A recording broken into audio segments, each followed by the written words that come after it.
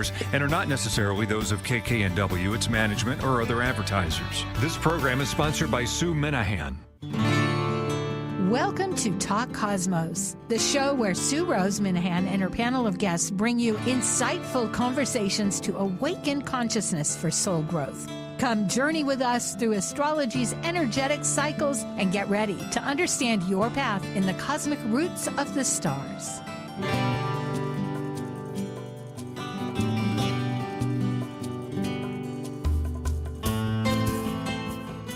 Hello and welcome. I'm Sue Rose Minahan, host and founder of Talk Cosmos, insightful conversations to awaken soul growth.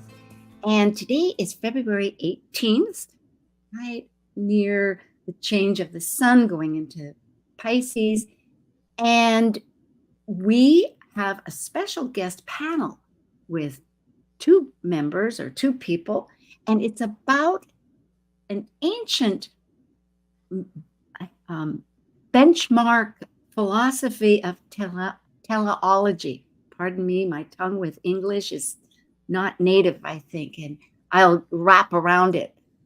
And with evolutionary astrology, they have much in common. The tree of astrology and life has one trunk, yet the branches shift.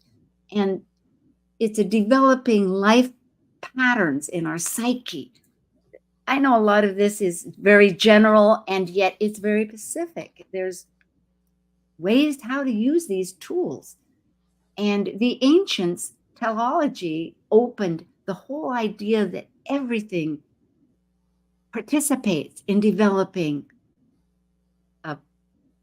anything. And it's amazing as one researches how it can evolve. Here I'm using that word evolution. Well, I am an evolutionary astrology just because it's one idea that I kind of go to, but I'm also eclectic. Okay, enough of the tongue twister words. Thank you very much for joining. And at this point, I want to introduce our people. If we could have the slides, thank you very much. I have ANDREA GEHRZ, teleological. ANDREA, say that word for me so I can get it in my head. Teleology. Teleology, of course. Teleology. Thank you. I keep thinking, how's the L? But it's teleology. Thank you. Teleology. And teleology. And Dr. Laura Tad, who would have been with us last week, but she was off co-facilitating a retreat and here today, just back after many delays. The universe is doing many things with our entry into all these air signs. So thank you, Laura. I'm glad you're here. If we could have our slides, please, David. Okay. If you want to get a hold of people, ANDREA GEHRZ is ANDREAGEHRZ.com. Dr. Laura Tad is mythicsky.com. And of course, I'm at Talk Cosmos. And, oh, why are we at the end? That's cute. Can we go to the beginning, David? Nathan is in the Philippines. Everybody is traveling. Ah, there we are. Okay. Also, ANDREA has her Mariah Press.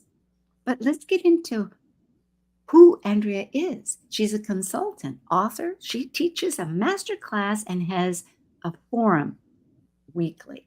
She's a conference lecturer and a professional astrologer for 24 years, exclusively now online. She's authored 15 books. My hat is off. I love this. And they include Greek to English translations, and she has a textbook, Astrological Remediation, and it's a guide for the modern practitioner. And using that, I believe, often is a very thorough, intense, educationally fun Zoom that she does on Tuesdays. And then on Saturdays has a master class for learning how to read charts. And of course, you can get a hold of her at her email. And I know we have a podcast person, so I will say that is GEHRZ, GEHRZ at Gmail. Laura Tad, Dr. Laura Tad at Mythic Sky, I'm sorry that didn't get older, is a spiritually oriented psychological astrologer. And she is a counselor, writer, teacher, and lecturer in person, remotely.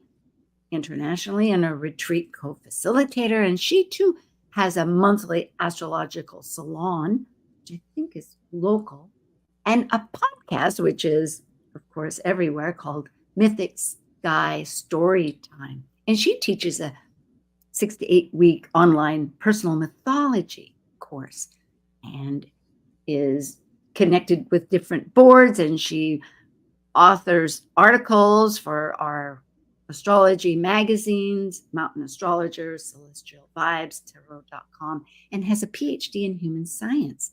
Myself, I'm founded this weekly event since 2018, and KKNW broadcast over 750,000 people, and we've had at least 35,000 downloads. People like big numbers, and they do exist, but still we just forge on week to week. And I've studied, as you can see, in different ways. I love all this philosophizing. These screenshots are meant to give an overlay, and then we will talk among ourselves. So we're winging this on a impromptu Uranian focus, and I'll just say and interrupt both Andrea and Laura, however if I say something, because I want to pause and ask. Because anyway, for the ancients, teleology sees that the entire natal chart reflects potentials. This actually came out of I listened to Andrea, but I also researched Wikipedia, and there's lots of information. And it can express many different purposes. Everything contributes to the end product or final cause. And those are two words that do get used to try to comprehend what this vast concept involves. And it was derived, as you can see, from the ancient philosophers, Plato and Aristotle, from studying nature's design that creates or promotes this final end product. Of course, we'll learn much more. Now, evolutionary astrology, which is more of a modern term, Ray Merriman, which we'll go through, actually coined it in the 70s, and then Jeffrey Wolf Green and then Stephen Forrest picked it up and expounded on it. And many more astrologers now use this, but it's the evolving soul, and it's a process of growth development. Pluto is paramount because Pluto, for the very fact that it's the underworld and it's evolving our past spirit that ever lives into a new spirit of lifetime to lifetime. And the nodes are very much and I'm trying to say this in my own way that connects to a wide, broad audience of who knows where you're coming from. And I know that they come from both fields, and then those that don't either. So there you go. But the fact is, these meeting points, and there'll be slides about that, is essentially, we could say at the moment, that thumbprint that we're born of what existed in our past and where we're trying to integrate into our future. And we have free will. So, Andrea, I'll let you begin. Yes. Oh, I think from what I got from that last slide, and hopefully what people are starting to notice, is that the reason to talk about evolutionary astrology as it meets and is different than teleology is they are both very soul-based development theories. Jeffrey Green, who I think was a big father of evolutionary astrology, correct me if I'm wrong, but he was just talking about the soul's karmic evolution from where are we developing into, and that's a big part of the North Node and the Pluto factors. And teleology is very similar. It says that we're constantly evolving our soul into a thing. It's a development theory. The one difference is just that teleology looks at every planet as a point of our development. In fact, we'll get into how they looked at transits and how you're supposed to let transits take you over in order to develop more into yourself. But both of them are soul development theories. I think Laura has a thought here, and I appreciate that that expression, because truly, by evolutionary astrology trying to denote that this is primary, essentially the whole chart speaks. Exactly. It's everything. This is where we totally have agreement. Laura, wouldn't you say that's true? Yeah, and I think, I mean, my use of evolutionary astrology is I cherry pick from pieces of it and integrate it with my psychological astrology training. But also, you know, in terms of that idea of evolution, I think other ways of thinking about it or other languaging can even be sort of the lower or higher aspects of a given signature or a given planet as well. How that is expressed has healthier and not as healthy expressions. And that can be part of that evolution as well, is how scattered my Mercury in Gemini is versus how able I am to hold multiple thoughts simultaneously and not be confusing or confused, right? Those are that same signature in different levels without having to, I think the trick though to me with some of that is to be the idea of hierarchical and trying to avoid evolution being linear and only rising in one direction. And maybe I think that's a tricky dance sometimes. Yeah, maybe this is misconceptions, and this is a beautiful time, because I will just elaborate that when you say higher, lower for ourselves and others, it's like the shadow versus the light. It's like we have perhaps areas that we've that we've neglected and that we need to resolve in some way. So that's where a total collaboration of all the transits and everything and how it connects to that chart is so useful. I know by eclectic, I use some ancient techniques, you know, perfection and all kinds of things.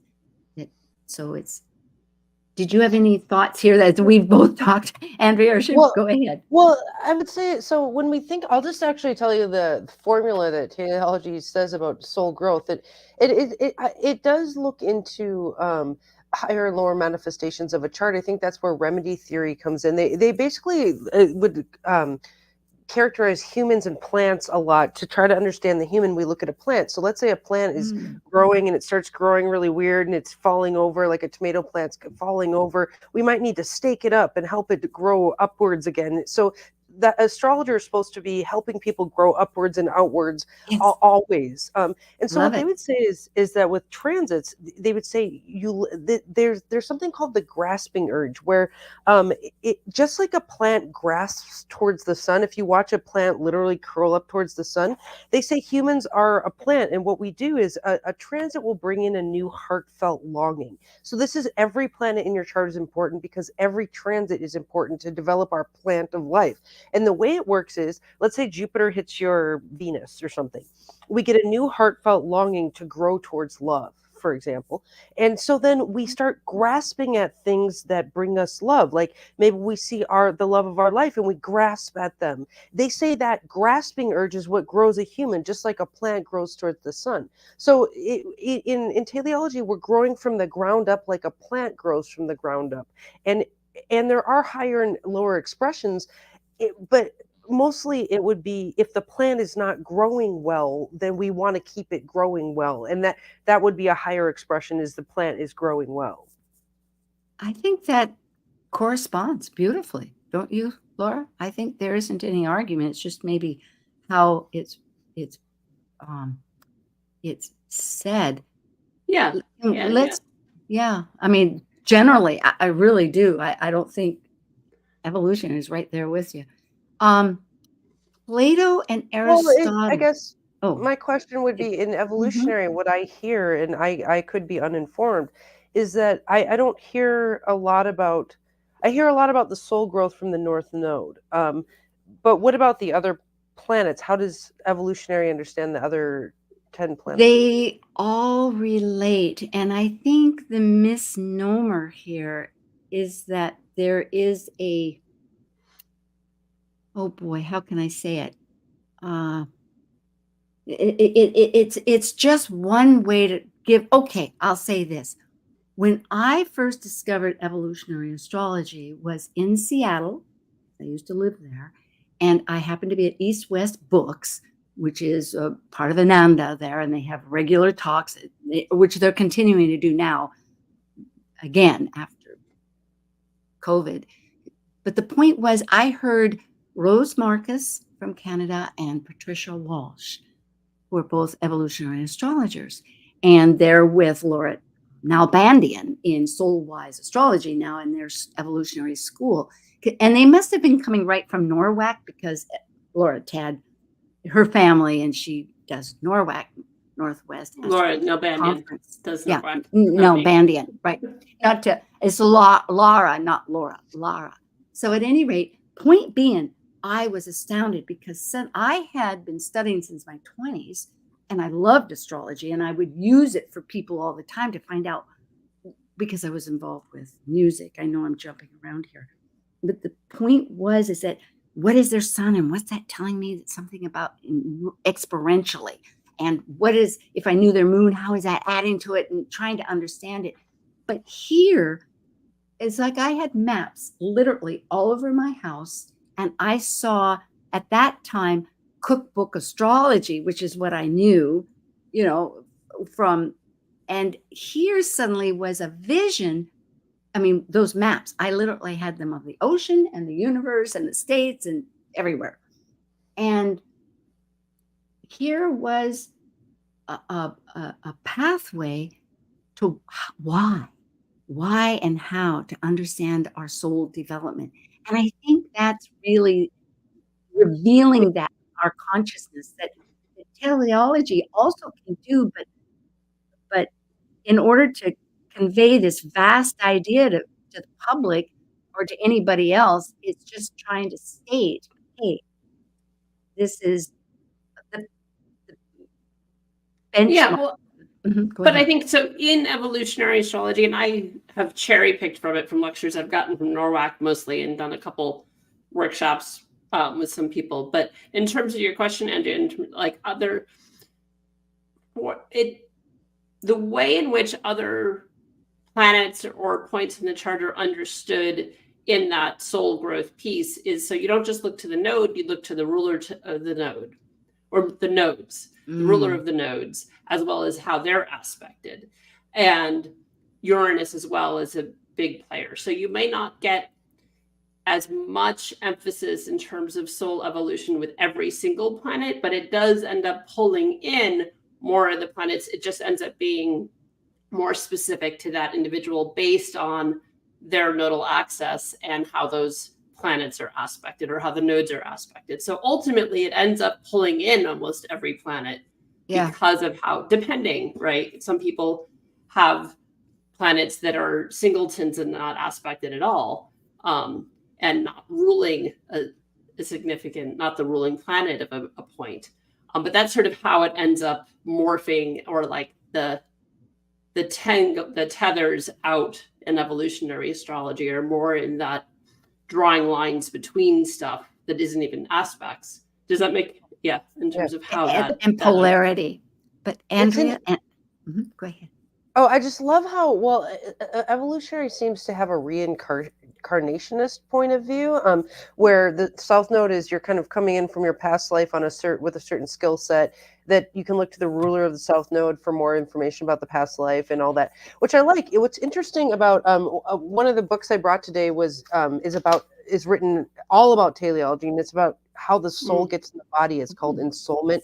I mean, that was a translation. This was actually, it took 7 years to translate from Greek into English. So they didn't actually use the word ensoulment, but that's the word I chose on how the soul gets in the body, but basically it's not a reincarnationist perspective in ensoulment. They don't actually bring up past lives, but they do have this very intricate system on how the soul weaves itself into the body and how that. So I really love evolutionary for its soul perspective, and the fact that it does bring up reincarnation does really hone in on the soul. And I think teleology would be interesting for the evolutionary crowd because they are so into soul. I think they really marry each other really well. And I like that about EA. So thank you too. It's interesting when we use the reincarnation, words hold such baggage, right? And I think that's really what all of us are working to do. And I'm remembering that just on a consciousness level with the planets, we're moving into air, as we know, with the grand conjunction. back in 2020, December, with Jupiter and Saturn shifting 200 years into air for that social reset button that they see that the two planets do every 20 years will be in air. And also we have Sedna. Well, we have Jupiter that will be entering Gemini. And we also have, and that'll be in May. And then we have Sedna. I'm excited which is, for that transit. Yeah. And it too is the way outer planet of our soul destiny as the dwarf planet will be entering air. Finally, it's been toggling. It takes a long time to toggle. It'll be in there for about 100 years. But it has a crazy, a crazy orbit where it's 1,500 years in Scorpio and it's 50 years in Taurus. So it will be, anyway, a lot of air, a lot of connections. So words, we're trying to understand what these words mean. Sure. Well, yeah, and I think. I'm sorry. Go ahead. Yeah, go ahead. No, I'll go after you. I won't forget. I'll take a note.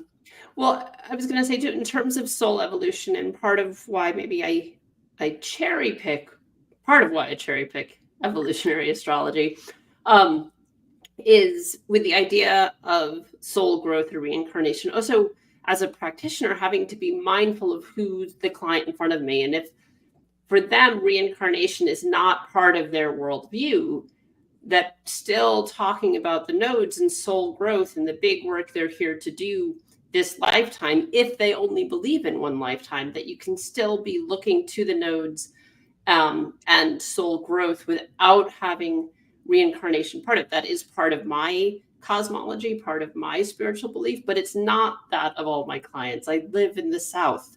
There's a lot of Baptists that I have as clients, not going to be their worldview, and still being able to look at the South Node as sort of gifts and patterns and habits and innate qualities that they've come into the world with that may or may not, that maybe it's just they came into the world with that and they're learning the polarity of the North Node. And so it's still soul growth and still soul evolution as a being without having to necessarily bring in the languaging of reincarnation, because that doesn't speak to everybody. And being cognizant of who's sitting across from you, right? And how we can still use some of this, the bigger picture of growth and evolution, without ostracizing people with language. Andrea? I was piggybacking on what Sue was talking about the Jupiter going into Gemini, and I just want to say that I think words are blessings. We travel when things go through Sagittarius by traveling to an actual place, but we travel when things are in Gemini by learning new concepts and learning new words. And it's my hope that the community of astrology learns the word teleology and learns as much as it can about that word.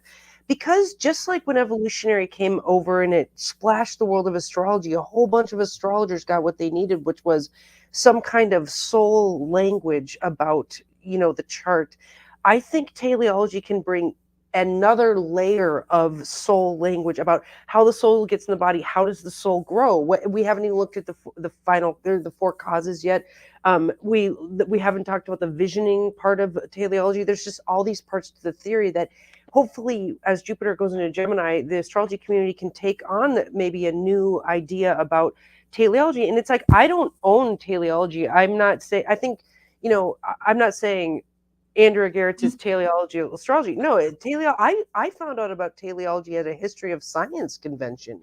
I'd been reading all these ancient Greek books, and it's hard to understand the Vedias Phalans series and the other series because they kept using these words, when a thing manifests into itself, blah, blah, blah, when a thing manifests into itself. And so I was trying to understand why Robert Schmidt was kind of struggling with translating these things, because teleology was everywhere in these texts, and we don't understand teleology in the modern day. So when I was at this History of Science convention, I was blown away. I was like, oh my God, teleology. That's what they're talking about, teleology. And astrology was actually called apotelesmatics, which is telos is the root word there, which is the root of teleology too. And a telos is a thing growing into itself.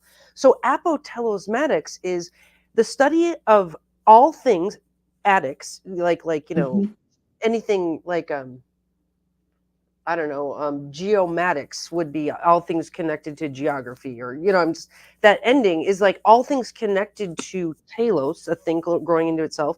And then apo is full on. So it's like the astrologer's job is to study all things about this thing growing into itself and help it grow full on. And so that's actually, it's like hyper development theory, mega manifestation theory. And so all these authors, Vettius Valens and Porphyry, and all these ancient authors that Chris Brennan talks about, all of them perseverate on the Vettius Valens series. I think we need to perseverate on teleology a little bit to really understand these ancient authors and understand Hellenistic astrology for what it really was. It was teleology. It was the study of things becoming themselves, full on. So I just hope that the astrology community takes to this, because it's missing. Yes, it can. And with both said, I think what we're doing is trying to find out a little bit of what stands together, yet how the shadow maybe has separated into things, because there is a criticism, because everything has its criticism, right? That it's neglecting something or overlooking or whatever. And it can be the focus at the end result is because of this linear pattern where it's really a kaleidoscope of interaction that is, a creation and destruction. I have some of these. I'm just going to go through some of these that work. I want to get rid of these slides here before our break happens. And so, no.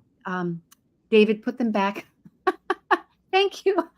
You're very apt. You're doing what I asked. But I want to bring up the fact that one of the ideas of, because you entered a lot of great questions, Andrea, in Facebook, and I happened to notice, and one of them is, what's about this North Node, like that's so emphasized? Well, I will state that because I too have questioned that. And really the fact is that as a solar system, that we're part of the Milky Way and the galaxies, we're moving northward. And we have this precession because of our 23 degrees, 0.44 to be exact, tilt, that we change our North Star every 26,000 years. There's a progression in 26,000 years. I won't get lost in too many details because I'll get it mixed up here. But the point is that we have Polaris right now. It used to be Thuban, and now it's going to go to Vega. But Vega, we're going northwards. So in a sense, this is what's been taught to me that makes sense. Just like that we're moving forward. That does not mean that we lose our roots. We just want to embrace that unknown with the North. That is like, if you look at the chart, the descendant is opposite, and we know that that's like foreign territory for us, and we can look at it in so many different ways that we use all of astrology to understand. But the point is that emphasizes one reason, looking at the physicality of where we're living, that it is this emphasis that the North has an emphasis. Of course, okay, I will. And there's a chart for people to see this. If you want to look at that, go ahead. We're past our point where we would take a break, but I want to give room for a comment before we break away. I have a question for you guys. So does evolutionary astrology say anything about a person's life purpose, or yes, life, big time. What does it say? Well, let's go back to that beautiful question. Thank you, Andrea and Dr. Tad, Laura Tad. We have a moment here where we'll just take a little break away, and we'll be right back February 18th about these two real subjects that need to understand each other in our and both world that we're moving into. So thank you so much. Okay, we'll be back in just a few minutes.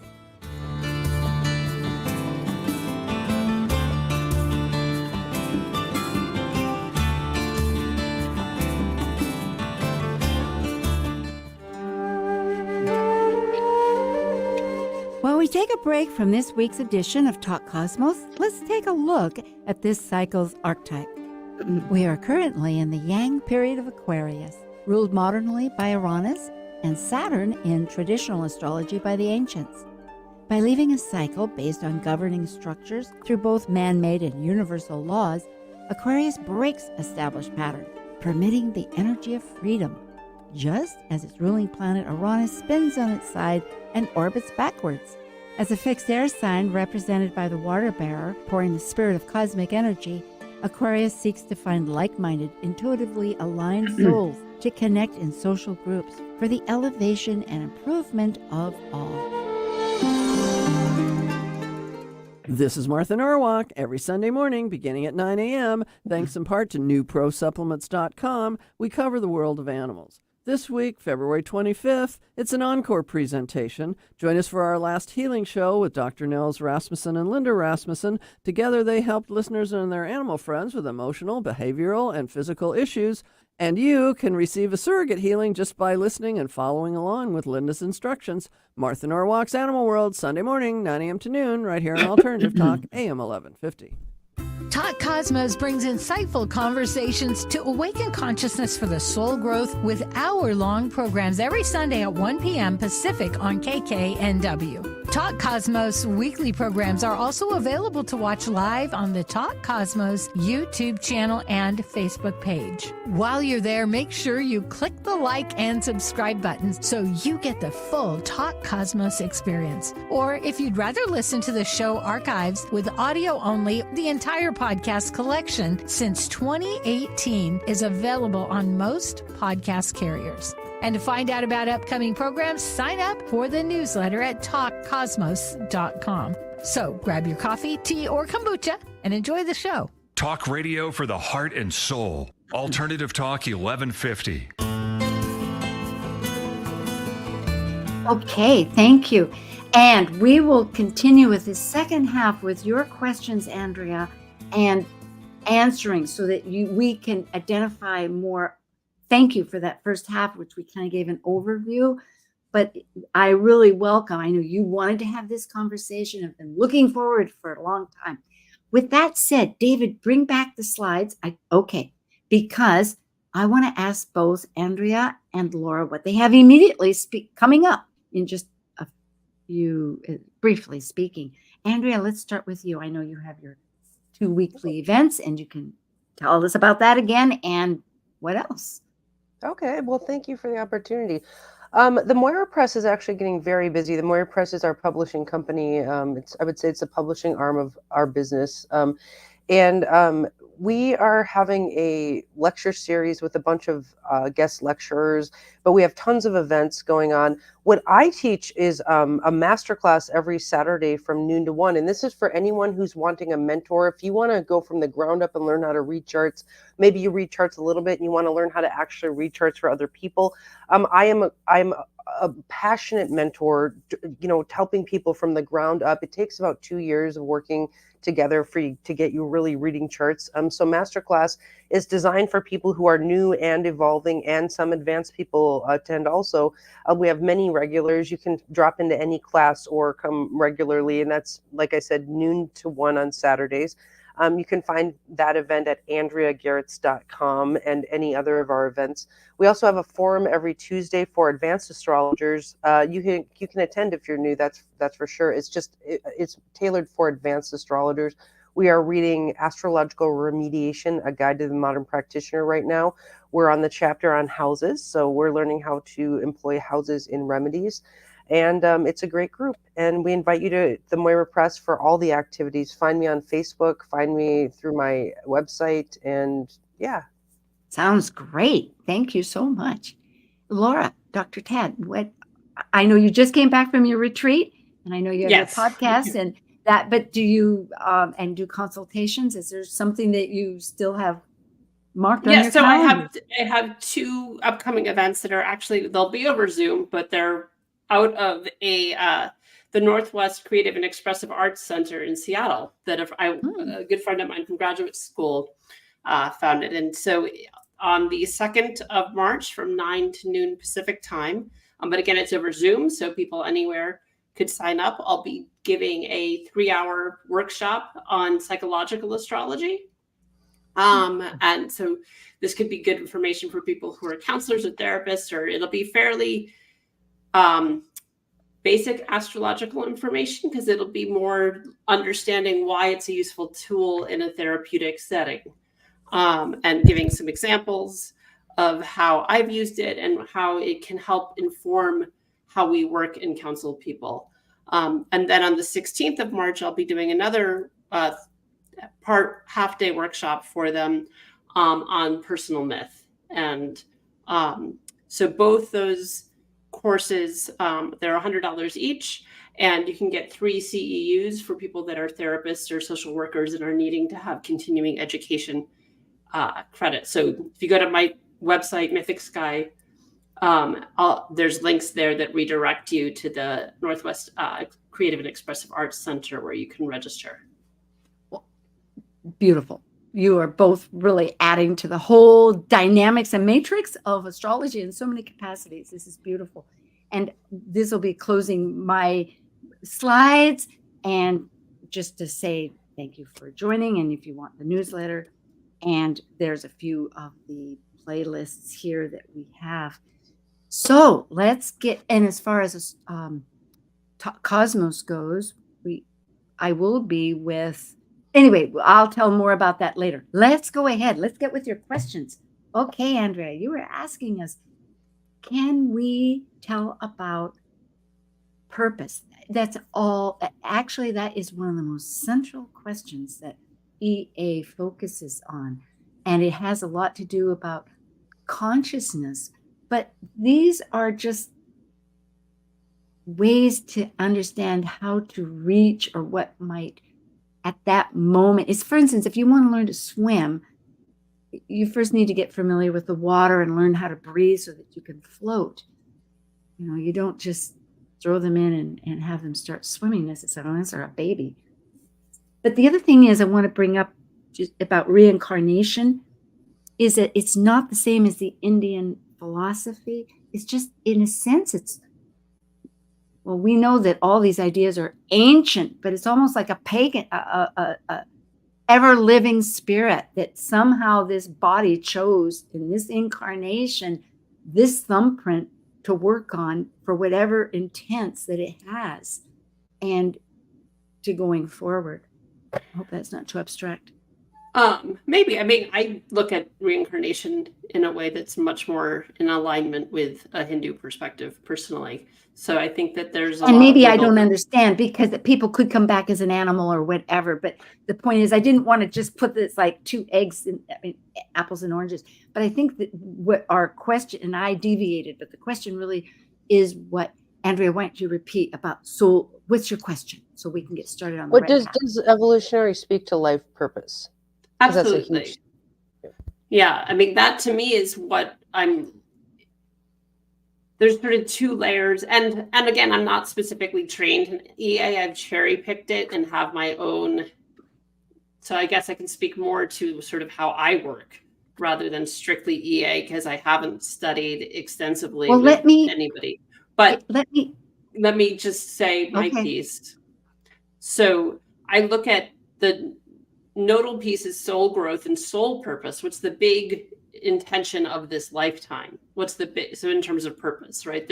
I sort of see it as 2 layers, that the midheaven being what you're contributing to the planet. How are you interacting with the world? Why? What are you here to add with this lifetime, which is separate sometimes, depending on where things fall, from soul growth and the intention of this lifetime for you as a spiritual being. So they're not always the same. It can vary chart to chart as to how they're not usually in conflict, but how exactly lined up that is. Sometimes it's variations of theme in terms of for that individual. So that's more of how I see that. But definitely the North Node being like the purpose of this lifetime for the soul, which may be different than the purpose of how you're contributing. Thank you, Laura, and I apologize. I was thinking since you were deflecting from the purpose here of talking, so I thought, well, then I'll bring in. But I will add that there's there's polarity, and it is this whole axis. It's not trying to emphasize that if we have the 12 signs, that any one of them has more strength. In other words, if you have Pisces, it's Virgo. It's the strengths and the balances of how one might, like Pisces may not want to interfere because of the greater powers, whereas Virgo says, hey, you have to fix things. Things need to be repaired. But it's that blending of it to know how to do it, or any of them. Like right now we're in the relationship, Aries and Libra, and it also, which is all about relationships, self and other, and how do you balance those and make it strong on both. Meaning, if we say the North Node right now is in Aries, how do we use our leadership of being, you could say leadership because it's our autonomy, our identity. And of course, it is in relationship to other people to be effective. And Pluto also uses a polarity point, which, and I like, perhaps Laura, don't stick totally to one thing, but I use this as a toolbox, but for me, it is a little bit like navigating the seas, to remember that, to remind myself that these are useful as I look at the whole chart. So you're looking at the polarity point of Pluto, to be clear. So like if Pluto's dealing with where you're at soul work wise, part of the purpose, looking to that. So I have Pluto Libra, looking to early Aries as part of the purpose that helps with my purpose. It's not the purpose, it's what helps me get there, is often. Yeah, the strengths of it. Yeah, the strengths of it. It's one factor, an important factor. Okay. Well, I think it's really important to lay out teleology theory and what it looks at, because life purpose is literally a huge part of it. In Ensoulment, when he talks about the seed of the person planting its life through the visions of the parents, and they talk a lot about visions that a plant gets or a person gets as it's growing. They say that our visions that we get through dreams and all these things show us what our plant is growing into. So if you I know there's a spiritual teacher on the call right now, and I know that in his vision of himself when he was young, he saw himself as a spiritual teacher. According to teleology theory, that is how you know what your purpose is, because you get it in visions.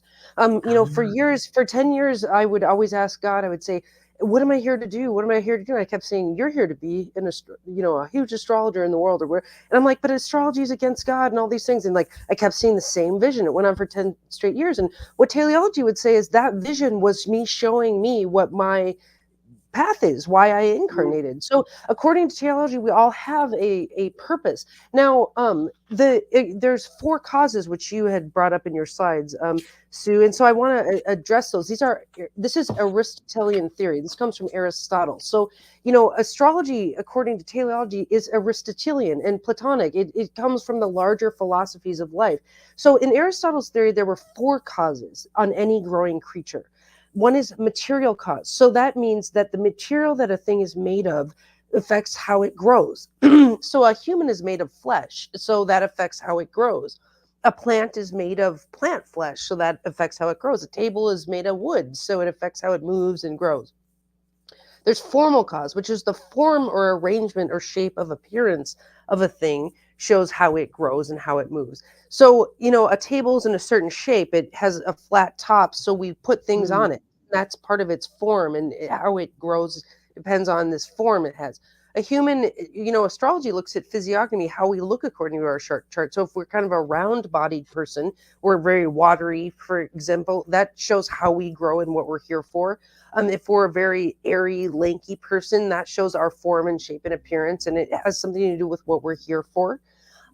There's also efficient cause, which is things that interact with something and make it grow. So they would say a table, the efficient cause is a carpenter. A carpenter is making, willing the wood into a table. And that's part of what it makes it grow into what it is the carpenter.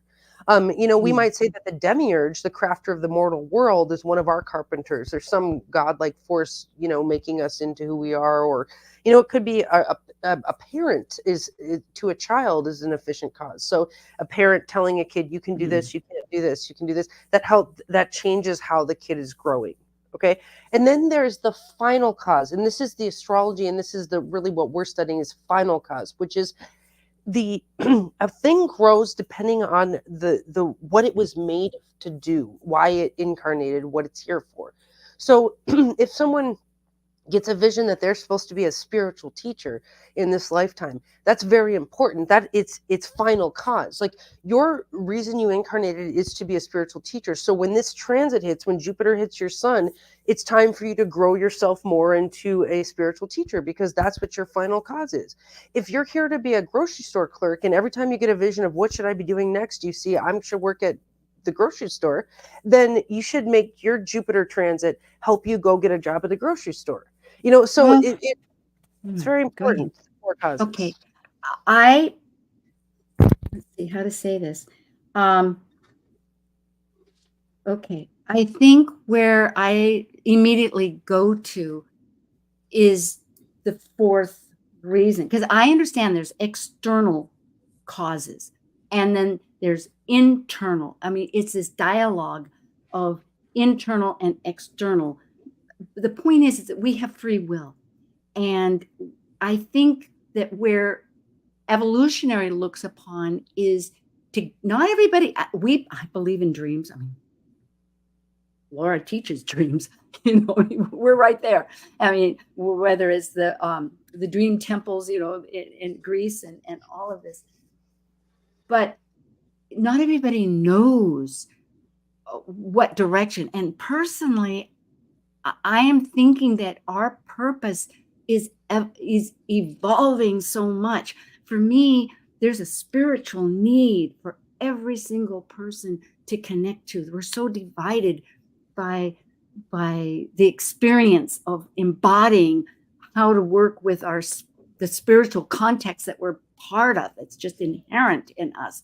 It's for me, it's not that being a clerk has any negativity, but perhaps there's more. I mean, maybe that's very useful to get a functioning job while they're needing, and it serves because they can go home and forget their work, and there's nothing wrong with that. But maybe there's more, and maybe it's giving them a systematic, their sole purpose to that whole experience. But I think with evolutionary astrology, it really focuses on the spiritual need of a person, that they're willing to accept, that they're yearning to go for. And it's the same with the transits. That transit is like leading them, as you say, and there's many ways. Yeah, remember, we're supposed to take one transit at a time. You let the transit approach, you get a new heartfelt longing. So maybe you're working as a grocery store clerk, then you have another transit and it creates a new heartfelt longing. We're supposed to dream about that heartfelt longing and reach and grasp and grow. So it doesn't mean that you have one, your cause may be, your final cause may be a million things. You're a grocery store clerk who also is on the board of the NCGR, and you also are, a mother, and you also are all these things. In fact, we have 10 planets in the chart that are growing different tendrils of our being. I mean, so I think we grow on one transit at a time, and by doing that, we grow into our final cause. Mm-hmm. I have a thought, but go ahead, Laura. If you no, go ahead. Okay. What I will say is that no argument with that. However, in my mind and heart and soul, I see this as a collective, larger purpose. That for instance, let's say they have South Node Cancer and North Node Capricorn. If it's Capricorn, South Node thank you Cancer. very much. Yeah. So in other words, maybe their processing is very personal, and it's very nurturing for their immediate tribe and their emotions and their story that they're making, all the things that we think of with Cancer. But yet they're required to somehow throughout their lifetime try to become where the processing ends. Like my teacher Maurice Fernandez was saying, I'm sorry, you've been in the womb 4 months, but it's time to be born. It was a tongue-in-cheek. I hope he takes this wonderfully in the humorous sense that it was. In other words,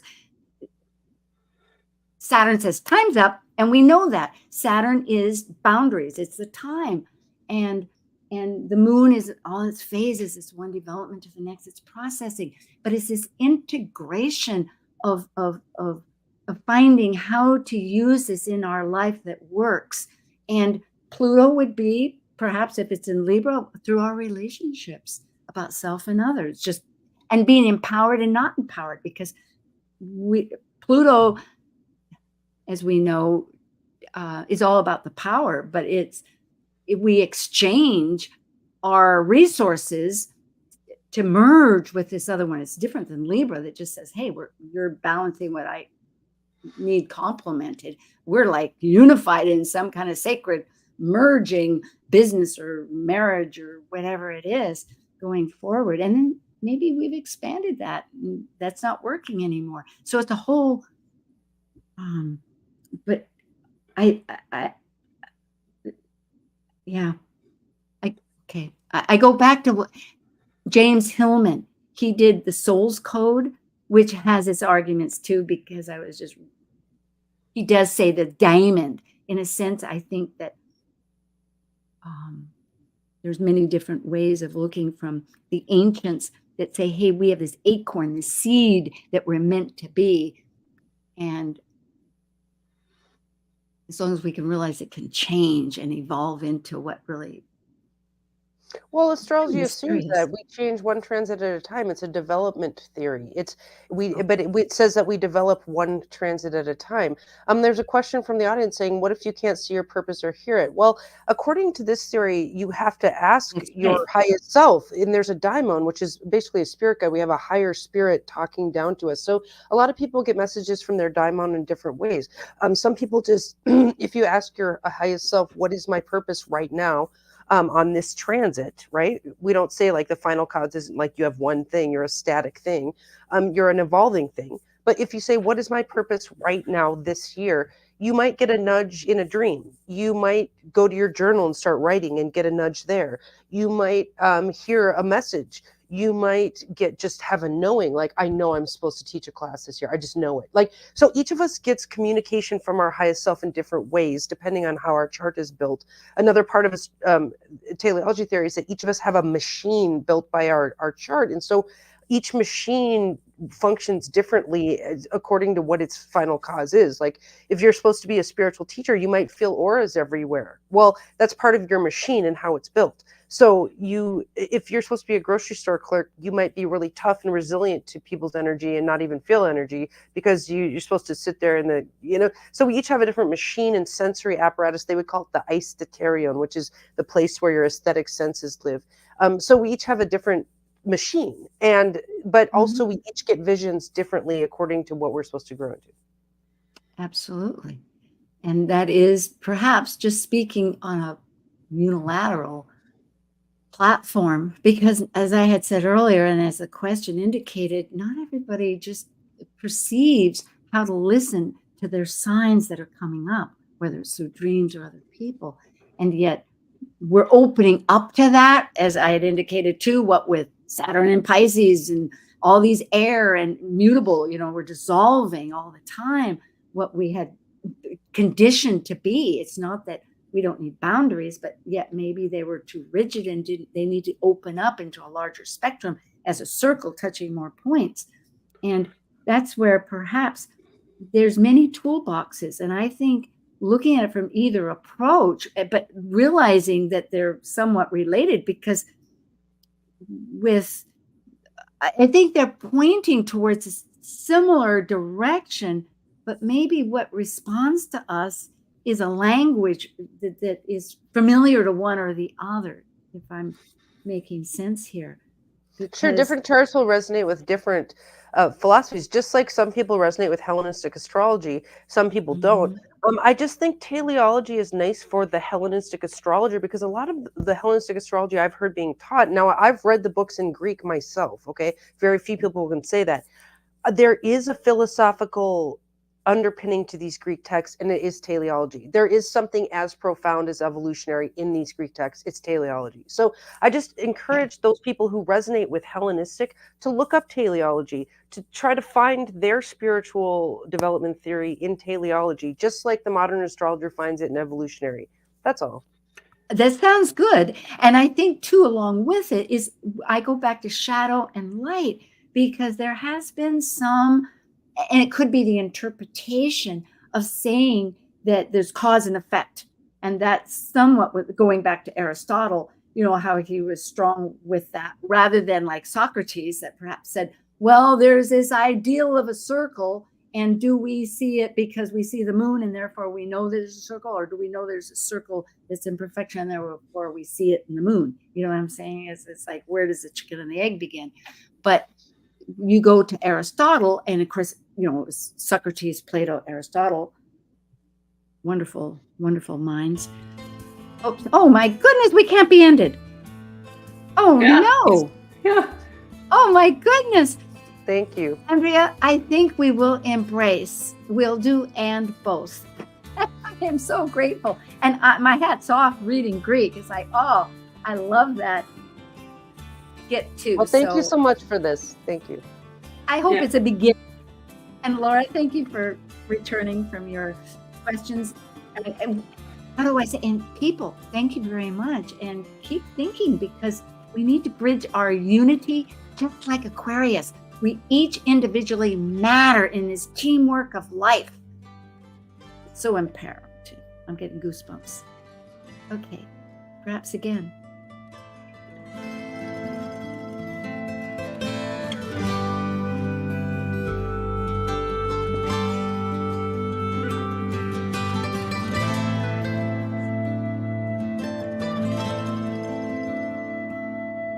Thank you for joining an insightful conversation on Talk Cosmos, the show where Sue Minahan and her panel of guests awaken consciousness by connecting soul growth patterns with astrology's energetic cycles. Be sure to tune in next Sunday, 1 p.m. Pacific time, to continue your journey. You can do through whatever the you roots want of the now. I'm cosmic all pathway. finished. The views expressed on this program